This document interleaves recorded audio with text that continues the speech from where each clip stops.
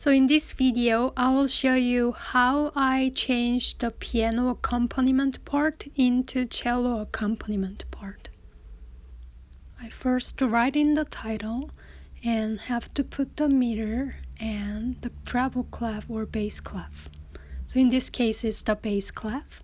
Most of the time, the solo cello has the solo, the melody part, and I just have to copy the left hand part of the piano, and that's when cello has the melody.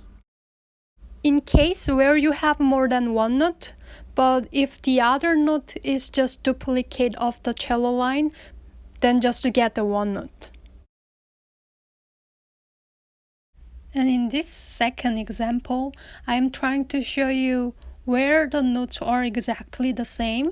So you can save the space by just putting the repeat signs. If the part is exactly the same, then you only need the repeat sign in the beginning and the end. But in my case, the last bar is different, so I divided it into 1 and 2. You can play more than one note at a time. It's called double stop, but not always from the piano part. So you have to choose one note, and you'd like to choose either third or sixth from the cello note.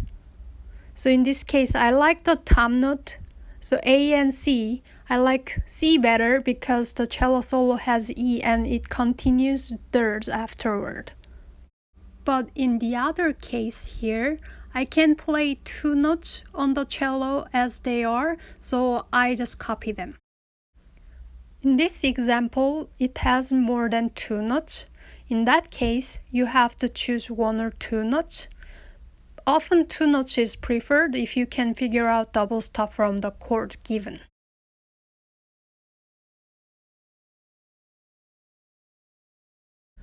When the cello part has one single note holding for long, then you want to find the busy part from the piano. Usually it has.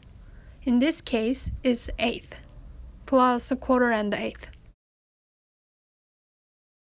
Here I'm trying to find the repeated section again because you want to save the space on the paper.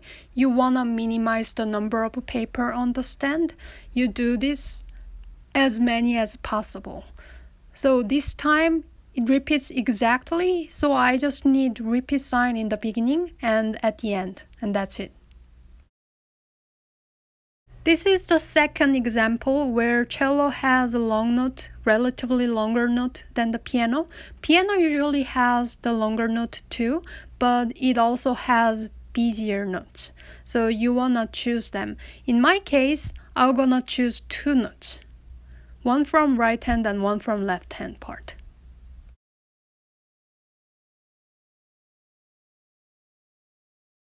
And again, if cello has melody, then I choose easiest left hand part from the piano and just copy that here. And after that, cello holds a longer note, then I choose busy note from the piano. So I talked about 4 things in this video, and let me go over them. 1. Try to find repeated section and save paper space. 2. If cello has the busy part, then you can get the left hand part from the piano. Number 3.